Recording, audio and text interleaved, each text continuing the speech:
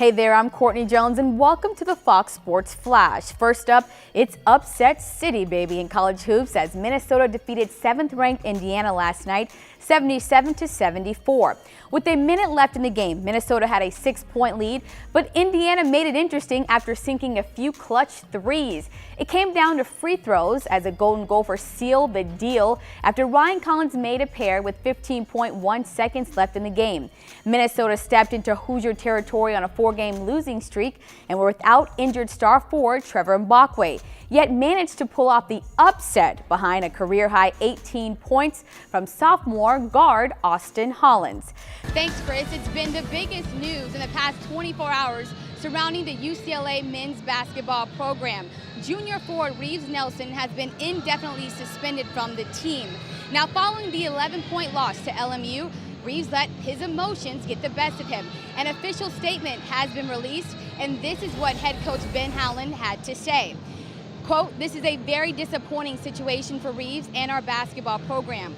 We have a high standard and code of conduct that our student athletes are expected to adhere to, and Reeves has fallen short of our expectations," end quote. Now, a meeting has been set up for tomorrow that will include Coach Howland, Reeves, and his parents to discuss his long-term future with the Bruins. What I've been told is if Reeves can agree to the terms and conditions set forth by Coach Howland, he will be admitted back on the team. Thanks, Billy. Coach, after receiving such harsh criticism, your defense comes up big tonight in key plays. How would you assess their defensive effort tonight? Well, much better than the first week, but still some things we can fix. That third down is short, giving up the long run. Those are things we've got to make sure don't happen to us as we go further down into the season. But much better tonight. We're going to learn a lot from watching the tape, and we got to get ready to play a big-name team in Texas next weekend. So we got to do a lot of improving between now and then. Running back Derek Coleman had a monstrous second half. What prompted you to use him more in the second half? So many people in the box. We just wanted to be a little heavier in there and start pounding a little bit. And Derek was just right on, Johnny on the spot. You know, he was perfect for the role, and we were lucky we had him. Now, there's been so much talk about UCLA's front court. And yes, their size and their length is a huge advantage for the Bruins.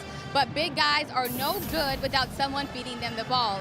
And captain point guard Eric Jones is up for the challenge, understanding that playing the point at UCLA is a very big deal. Now, when UCLA made it to 3 consecutive Final Fours from 2006 to 2008, it had strong point guard play. Last year as a freshman, Marquise Lee had a breakout season. Any guys in this recruiting class that you see poised on that same path? Well, I think the offense guys we already talked about in the receivers, but it would be really nice to have a defensive lineman like Leonard Williams coming from Florida to have a really big year for us and really help us out in an area we need some help. On a lighter note, Coach, fans want to know, who is your biggest supporter? Your wife, Layla Kiffin, your dad, Monty Kiffin, or USC Athletic Director, Pat Hayden? Oh, that's a good question. That's probably a three-way tie, because there's in very different ways. They obviously want us to do well. I'm sure you couldn't pick right now anyway, because they're all going to watch this interview. You're right. Well, thank you so much, and congratulations on the 2012 signing class. It's only year 2 and it's already a big hit. How do you see this event expanding in the coming years? I think just maybe getting more teams. I think once they start to see the template of what we've developed and start to hear about some of the attendance and the fact that it's being televised, that will drive more teams. Michael Young was a UCLA grad, played football and baseball. Long time ago. No, it wasn't that long time ago. And you also grew up in California. What kind of opportunity is it for college players to have the opportunity to play at Dodger Stadium while they're still in college? Well, this is one thing that was not available when I was playing at UCLA, and this would have been amazing.